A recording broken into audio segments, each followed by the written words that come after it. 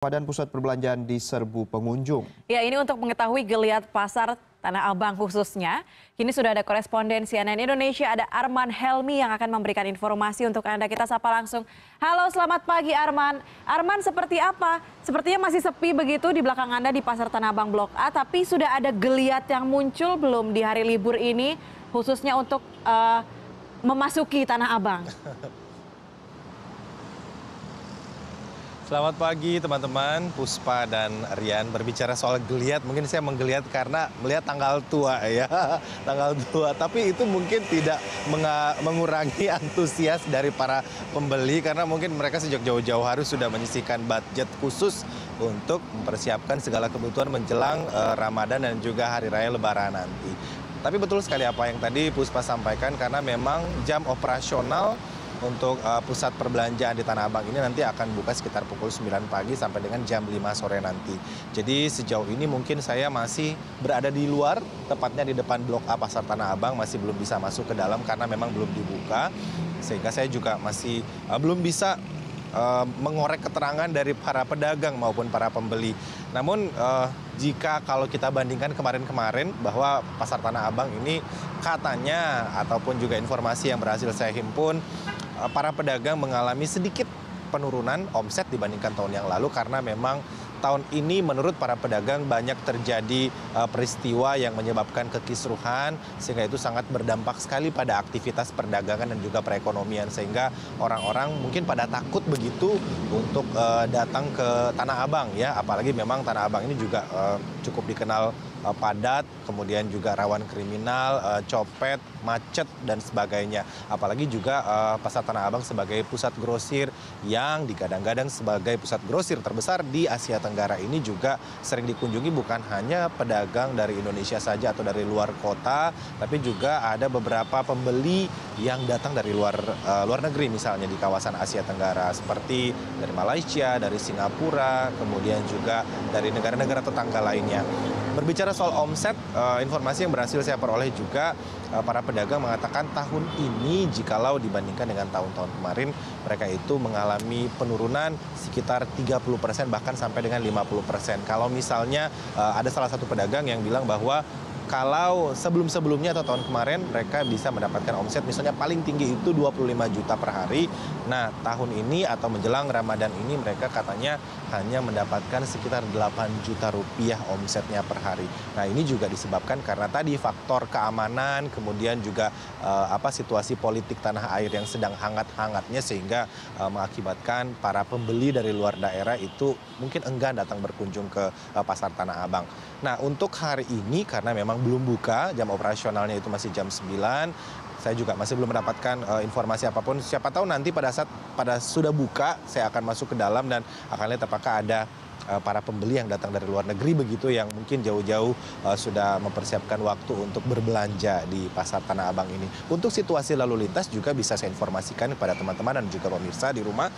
Sejauh ini situasi lalu lintas yang ada di kawasan atau di seputaran daerah Tanah Abang masih lengang begitu, tidak terjadi atau belum terlihat adanya penumpukan kendaraan ataupun juga antrean kendaraan yang akan masuk ke Pasar Tanah Abang.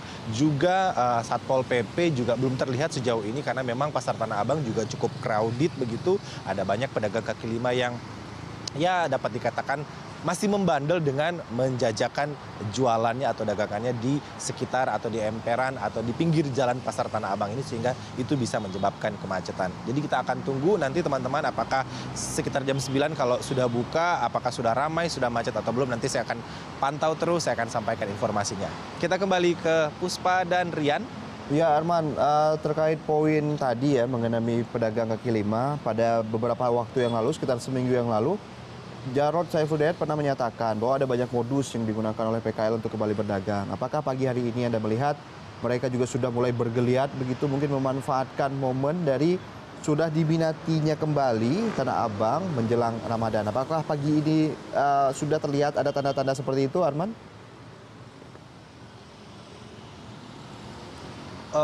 seperti yang saya informasikan tadi, Rian, bahwa memang sejauh ini belum terlihat adanya PKL-PKL yang datang untuk mengatur lapak mereka karena memang sejauh ini masih lengang. Mungkin sekitar 1 atau 2 jam lagi baru akan terlihat aktivitas para PKL ini. Karena memang betul sekali informasi yang tadi Rian sampaikan bahwa PLT Gubernur DKI Jakarta Jarod Saiful Hidayat juga akan menambah jumlah personil Satpol PP yang ada di seputaran kawasan Tanah Abang ini karena memang adanya PKL ini juga cukup meresahkan karena menurut Jarod Saiful Hidayat mereka juga mengancam pendapatan dari pedagang yang berjualan di bagian dalam karena mereka yang ada di luar ini langsung mencegat para pembeli supaya berbelanja di bagian luar sehingga mereka tidak bisa masuk lagi ke bagian dalam. Nah itu yang akan diatur oleh Jarod atau dari PLT Gubernur DKI Jakarta supaya para pedagang yang benar-benar resmi berjualan di bagian dalam bisa mendapatkan untung sesuai dengan jalur atau prosedur yang sudah diatur. Begitu, Rian. Baik, terima kasih Arman Helmi, koresponden CNN Indonesia melaporkan dari Pasar Tanah Abang, Blok A, Jakarta. Ini kalau berbicara Pasar Tanah Abang, tadi Arman sempat menyinggung ini tanggal tua. Tanggal tua. Saya tapi fokusnya itu di tanggal tua ini pakaian Anda dan Arman itu sama. Warnanya ini ya, cerah ya. Tetap cerah ya, merah muda bahagia. Iya. Tapi ini dia antara tanggal tua dan ternyata kebutuhan ini meningkat walaupun harga juga ikutan meningkat begitu. Oh begitu ya. Ya, jelang Ramadan pusat perbelanjaan bahkan malah diserbu oleh pengunjung. Ini seperti Pasar Tanah Abang tadi yang juga ramai pembeli pada Sabtu pagi. Ya mungkin mereka sudah lebih dulu menabung seperti itu ya. Karena mayoritas para pengunjung berburu pakaian dan perlengkapan justru ini untuk Lebaran bukan untuk Ramadan. Sepekan jelang bulan suci Ramadan, Pasar Tanah Abang dipadati pengunjung.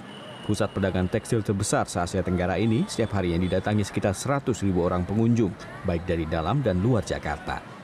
Beragam kebutuhan untuk Ramadan dan Lebaran menjadi incaran mereka. Kalau sudah mendekati Lebaran, satu penuh, kedua udah suasana pasti mahal, berdesakan. Lagi juga sebelum jauh dari Lebaran itu persiapan buat mudik, jadi nggak usah mendekati, udah nggak sanggup lagi saya kalau untuk Lebaran belanja gitu. Beragam jenis busana muslim ada di sini. Busana muslim pria atau baju koko dipatok Rp60 hingga Rp175.000 per buah. Sementara busana muslim wanita dijual Rp150 hingga Rp300.000. Ramainya pembeli membuat omset penjualan sejumlah pedagang mengalami peningkatan hingga 3 kali lipat. Meski demikian, tingkat kunjungan pembeli sepekan jelang Ramadan tahun ini dinilai lebih sepi dibandingkan dengan tahun lalu. Meningkatnya dikit ya daripada tahun kemarin karena sekarang lagi musim kisruh ya Jakarta ya. Jadinya agak beda dari tahun kemarin. Palingnya agak 30%-an lah. Tapi baru 2 minggu ini aja. Kemarin-kemarin mah sepi, nggak rame. Ya keadaan tahun kemarin emang rame ya. Keadaan sekarang begitu sepinya Bang. Omset pun jatuh turun sekarang ya. Nggak kayak rame kayak dulu. Kalau per harinya bisa mencapai 25 Bang. Kalau tahun sekarang? Tahun sekarang mah turun banget Bang.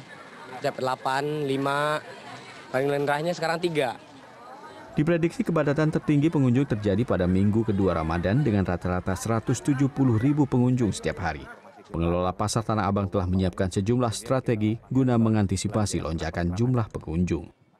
Untuk mengantisipasi lonjakan pengunjung, kita lebih memperbanyak security-nya di tempat-tempat yang menjadi pusatnya untuk belanja, untuk persiapan dari mulai masuk dari puasa sampai dengan Lebaran.